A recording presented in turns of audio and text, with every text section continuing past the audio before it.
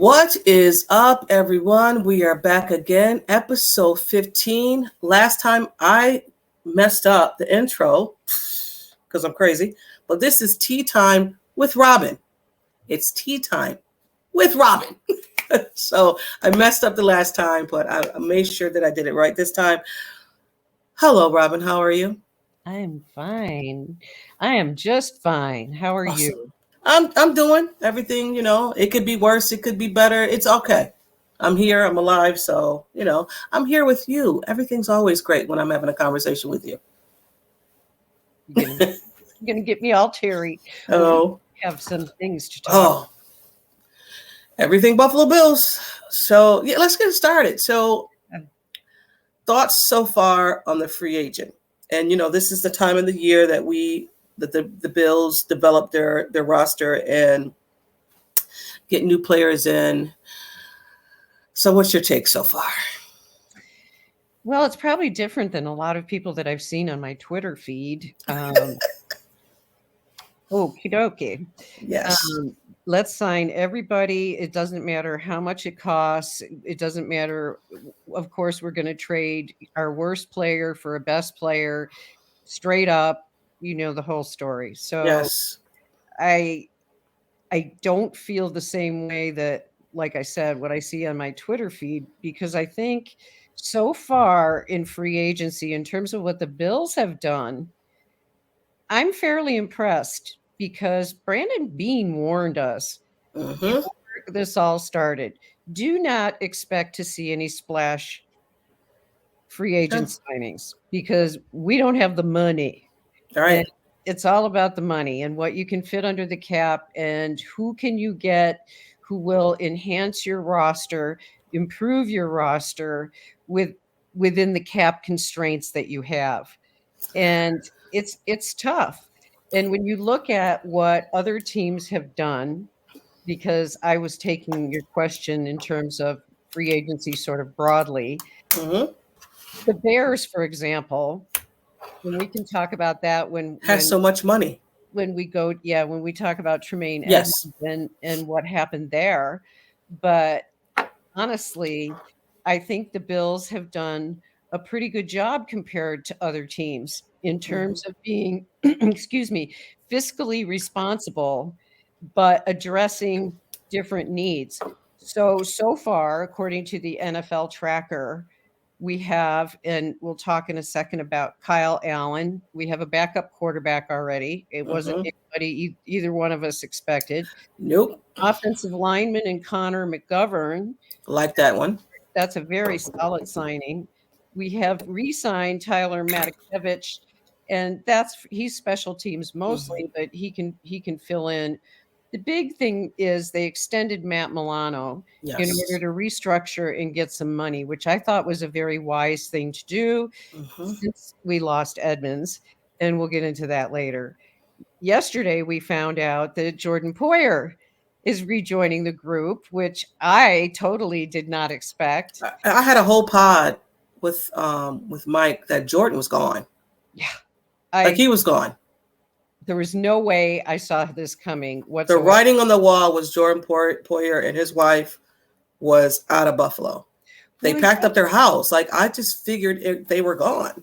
Exactly. I think that's what the plan was, but apparently they didn't probably get an offer that was good enough for them to decide to leave Buffalo. But I guess what it came out, I don't know if you've seen this, it came out that Miami did agree upon a contract.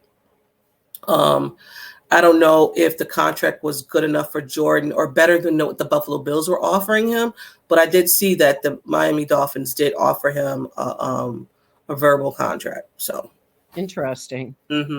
Interesting. So we'll have to see how that all plays out. But it's nice to think about having Hyde and Poyer back. Absolutely. That's a good feeling. The punter, Sam Martin, resigned. Love that. I think that's solid. Don't have to worry about that. The interesting signing, Deontay Hardy, wide receiver from the Saints. Plays inside, right? I think he's inside. Inside, outside, he can play any position, plays special teams, small guy and fast. My guess is Isaiah McKenzie won't be replacement. Yeah, and he can get yak yards. Yes. You know, that's why I'm where I'm at with this when it came to free agency. I am so bleh when it comes to it because it's like he did say, like last year, he kind of said, we're not going to make these big, big signings, whatever. But he never said we didn't have any money. So this year, key word was they don't have a lot of money. They don't have a ton of money. So I didn't expect for him to do anything. Would have been nice for him to sign someone? Yes. I guess what me is because of the Tremaine thing. I expected Tremaine to be here and Jordan Poyer to be gone. I'm glad Jordan is here. Don't get me wrong. I love that he's here. To lose both of them at the same time would have been hard, especially when we lost also our defensive coordinator. I still think our defense is solid. I don't like going into a draft saying that we need something until I see maybe they're getting a linebacker. And don't get me wrong, I know Trudell, what's his name? Bernard. Terrell Bernard. Thank you. Is a linebacker. I don't know. That position is up and down for me. Because Tremaine was so... Somebody even mentioned the idea of moving Milano inside, and I was like, oh. No. Milano is good where he's an all-pro where he's at. Exactly. Why would you want to switch that up? It begs the question about what they're doing with free agency. Yes, the big hole, I agree with you, is, okay, Edmonds is gone. What are we going to do? It looks like the draft may be setting up that they might have a linebacker in mind. And somebody that they want. Linebackers are interesting. It seems to me as if they come from college into the pros easier than other positions in terms of starting. So if we had a middle linebacker, well, look at Tremaine started when he was 19. Right. And he's so polarizing. He was this big guy, side to side, just fast, tackle, like... And like Sean McDermott, he said, you can't replace a Tremaine Edmonds. That's why I thought if you can't replace it, try to get it. And I know the money was definitely an involvement because of the guaranteed money. Because to be quite honest, it was kind of the same amount, but it was that guaranteed money, that front loading of that contract that they couldn't afford. And we know why the Bears did it, don't we? Absolutely. It was a poison pill. And it happened for a specific reason, because last year we matched Ryan Bates' restricted free agency tender. And so we got him back and the Bears wanted him. So this year the Bears were smart and they just put a hope. Well, that's questionable about them being smart. Right. They put a whole lot of money up front that they knew the Bills couldn't match it. They couldn't. Like so, you're putting yourself in a hole if you match that. Exactly. Well, they didn't even have the money to do it.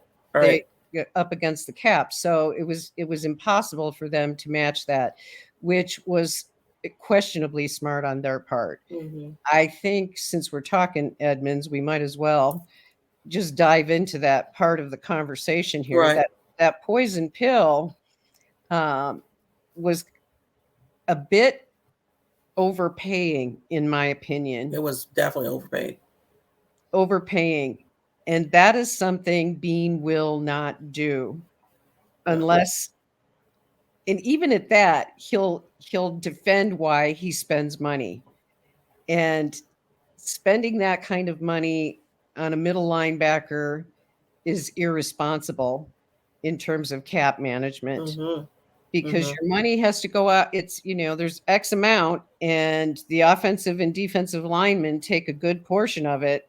Then you got your quarterback kicking in this year to the tune of whatever, $40 million. So it's all about the Benjamins. Let me ask you something though. They had the opportunity to give him a contract last year. And I never question a GM because I'm not a GM, right? I don't know what you've seen in players, and maybe you bet it on yourself and on Tremaine, maybe just being the average Tremaine, not having a quote unquote breakout season this year.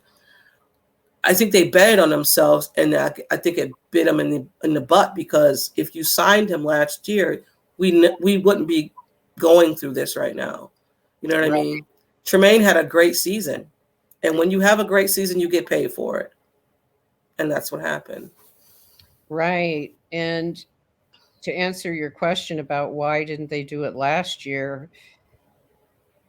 it's it's sort of a statement about what they felt about Tremaine in terms of where they were going and what they wanted out of that position in the future. Mm-hmm. And there are some flaws to Tremaine's game, Absolutely, and he's there's a not instinctive. exactly, He's and not, it's the brain part of it that you can't. You either have that or you or you don't. don't. Exactly. It's like Milano. Milano's very instinctive. He just, it's, I don't. I mean, people know that you just do. That's You what just instincts. react. You You have don't that. react. My bad. You don't react. You just go. You know Yes. what I mean? Yes. So yeah, Tremaine, he doesn't have that, and we all as Bills fans seen it. We were just like, just play, hit the hole. Don't think about it. Just hit it. Or zig when you're supposed to zag. Right. I have another question for you too. How much of this Tremaine leaving was Leslie Frazier also going? I don't think they're connected in any way, to be Okay. honest with you. But that's it. It's a good question, but because the timing is kind of Mm-hmm. interesting in terms of how that all went down. But I believe that this was something that they've had in mind for a while, because I'm sure that the front office has chewed on how do you move forward with that position? Do you try to retain Edmonds, or do you move into a different pathway?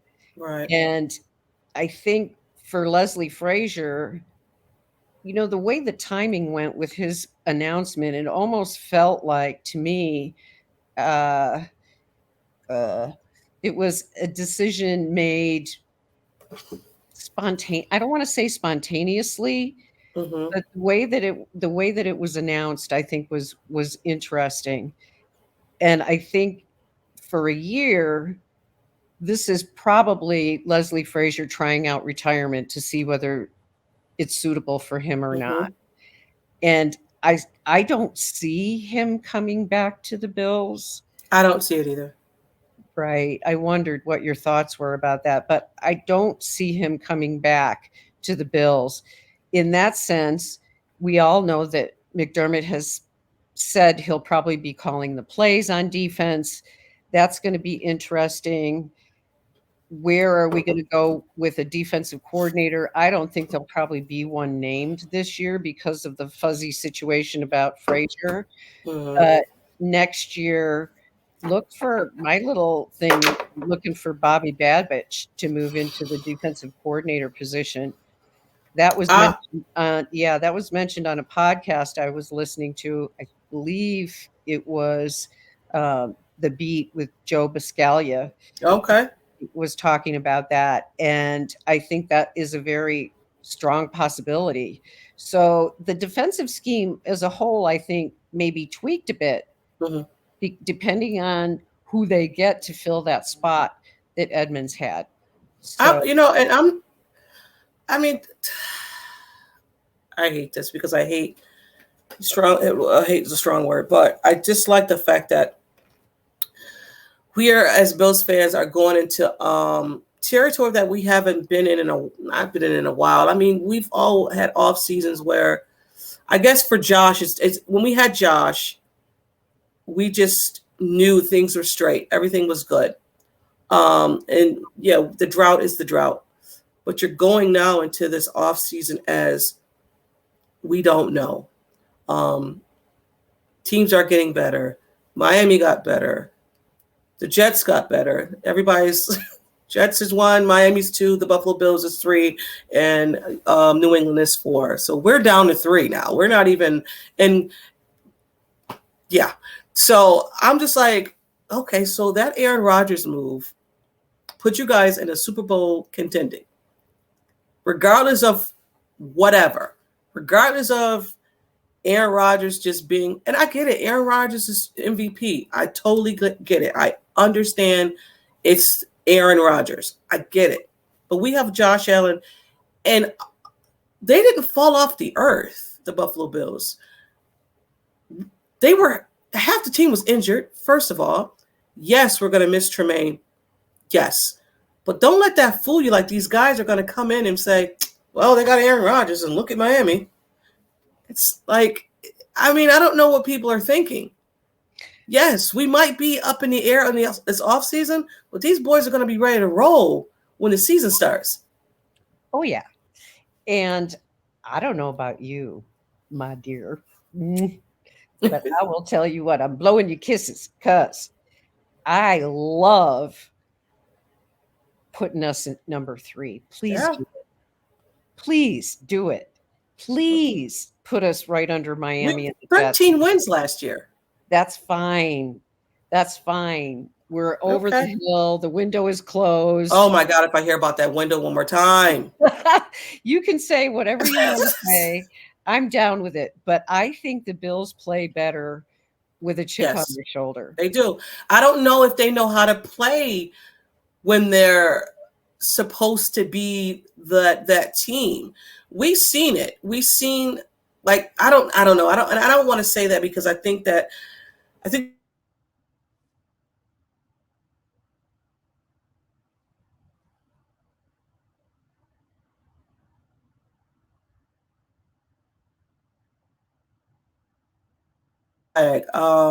there we go. Yeah, we had a pause. Okay. Or I think Robyn's is coming back. So they lose their swag. So I don't know what happened with the broadcast right now, because let's see if I can get this back. Yeah, it's here. I don't know what happened. But anyway, they say that the team, well, people saying that the team is losing their swag. Maybe I'm the one that's saying it. I just got this right here is messing me up. But we're trying to get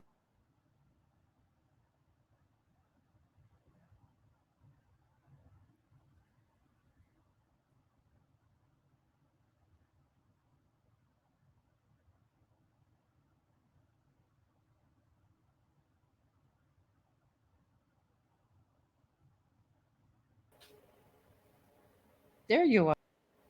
Uh-oh. Okay. Hey, I don't know what happened. I don't either. Because my signal said strong and everything just shut down. I don't know what just happened. Woo-woo. But we're back. We apologize for that. But we were talking about us being third. Yes. And I think it's a good thing. I also think it's a good thing because you're right about being expected to win the Super Bowl, put a burden on the Bills last year that I didn't like to see at all. Yeah. I don't, you're right when you mentioned that they probably don't handle that mentally very well. They're not used to being in that position and they didn't deal with it well. And I believe this year will be much better because the talking heads are going to go crazy with Aaron Rodgers and the Jets. Oh, yeah. New York media is going to dominate. That's going to be the story. And then, of course, you have Miami, and they've got Jalen Ramsey back, and they've got, by the way, a sneaky good signing for them was Mike White for a quarterback. I had to reread that. I was like, wait, Mike, what? That was a good signing. Bravo. That was really good. Until it goes down, they've got a really good quarterback, I think. Yes. Back the situation. And the Pats are interesting. You mentioned that in terms of we should talk about the fact that they haven't done much in free agency. Well, that's true, but they have signed 3 offensive linemen, which I thought was very interesting. And that question was prior before they just went crazy the last day or something, because they signed Juju too, Mhm. which was a great signing. Was. So Absolutely. And you can never write off Belichick. I don't no, care if he and if they have a lot of money. yes. They have a lot of money. You know what? So I was in a space, and sometimes I go into spaces and I leave because the bickering back and forth with the AFC and all this stuff is just like fans fighting over stuff we really don't. We're not in the. We're not the GM. We're not in the office. We're not in those rooms. But I can kind of see Devin Singletary going to the Jets. I would hate it. I would hate it, but I can see him going there because Brees Hall went down, and they don't know how Brees Hall is going to be coming off of. He had a ACL and an MCL. Then he tore Yeah, 2 ligaments, right? yeah, that's usually a longer recovery. And the first year is tricky with players coming back from that surgery. Some come back and just roll with it, and Mm-hmm. others have a much harder time uh, Right. getting rounded back to form. For example, Tre'Davious White, Right. he wasn't right last year till the end of the season almost. And definitely two different positions because the running back, the cuts and all that other stuff is Absolutely, different. Yeah. So absolutely. yeah. It'll be tricky to see. It'll be interesting to see what they do. But going back to New England, Mm. like you said, you cannot count out Belichick. You cannot count out. They went and got Bill O'Brien back over there. Oh, yeah, Yeah. that's scary. I was loving it when they had Matt Patricia calling plays on offense. Yeah, That he was didn't know too much of nothing. he didn't he he really didn't do a very good job for that. No, he But did not. that's history, and I'll tell you, Bill O'Brien he's got an impressive resume as an offensive He coordinator. does. He does. Well, we kind of skipped over one topic. I wanted to ask you, were there anyone in free agency that you wanted the Bills to target?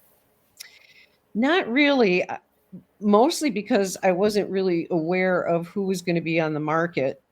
The big time players, I knew that we weren't going to Yeah. sign anyway because we didn't have the money. So no, not really. Mm-hmm.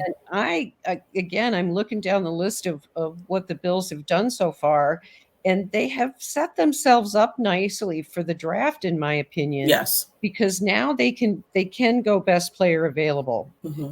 And they have some flexibility now since they've restructured contracts and a little bit of money. They may be able to move up and down if they want to, move up in And the they can trade. exactly. And I wouldn't be surprised to see them move back in the draft Yeah, me too. because allegedly in this draft, rounds 3, 4, and 5 are loaded with talent. So if your talent value is at that level, then moving back may be something that Brandon Bean will think about doing.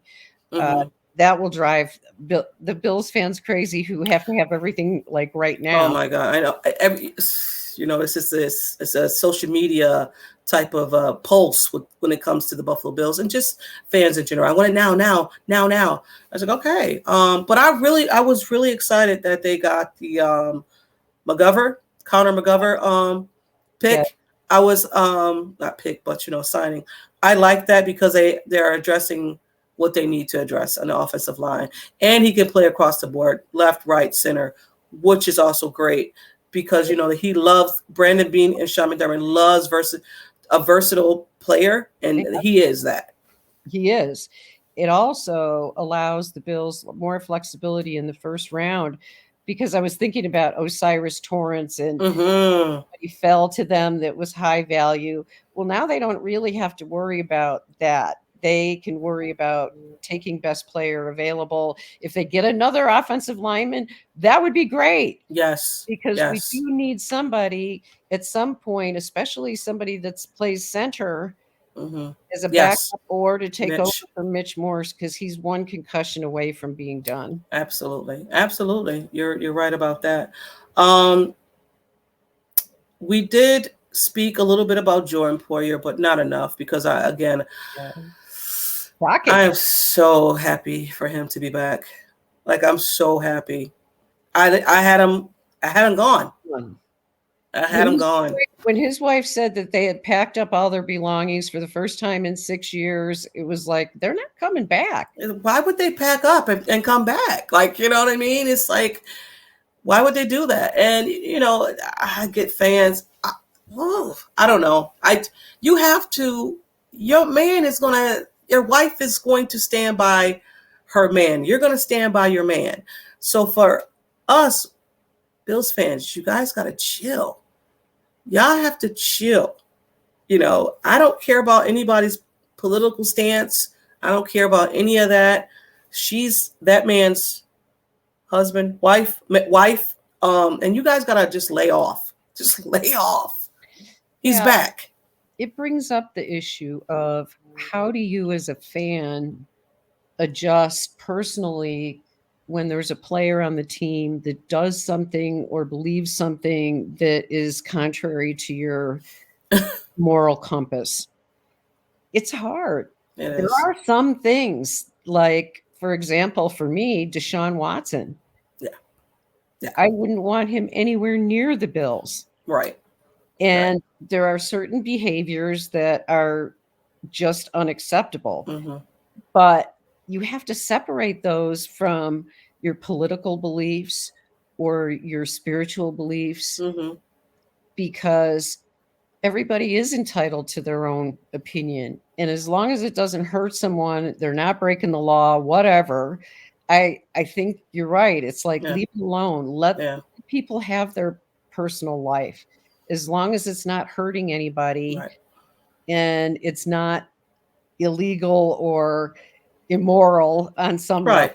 But I mean, you know, when we get these players in here and we think we personally know them, and we gotta relax. We don't personally know Jordan Poyer, and I don't personally know Rachel. I don't personally know Tremaine. I don't personally know Devin Singletary. I love that they're on our team, but this is also a business. Jordan Poyer decided to come back to Buffalo. It was a business decision, and I'm happy he's back. Period. You know? Right. And it just behooves us, I think, to remind ourselves that we aren't the morality police. We don't get to decide what other people think or feel or believe. So it's like, just give it a rest. Focus on football. Focus on football. Focus on the fact that we are third place right now, and we got to do better. We have to do better. Happy. Okay. Say all the rotten things you want to say about the Bills. Just bring it on. Absolutely. So, guys, this is going to be a little short today because I got to run, and we'll give you more next week for sure, and probably more stuff. Events will be happening with the Bills. Hopefully, we get something going on. Again, I hope Devin Singletary is not going to New York, but I don't see. I won't say that. I hope I see Devin back, but because that's my guy. Devin's my guy. Hopefully he's not leaving. Hopefully he takes a pay cut. Who knows? But thank you guys for tuning in. This drops on Friday. So if anything happens between now and then, we apologize, but we're taping early. Got to get her done. We got to get it done. So thank you again, guys, for listening. I am T. That is Robyn. This is Tea Time with Robyn. And it's always Go Bills.